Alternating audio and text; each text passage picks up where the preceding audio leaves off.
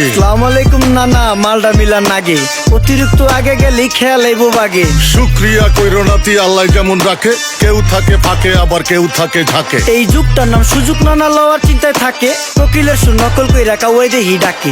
নিমু খারাম ভুলা জায়গা কি আসিল আগে, কি আসিল আগে, এখন হাইকো মোটে আগে।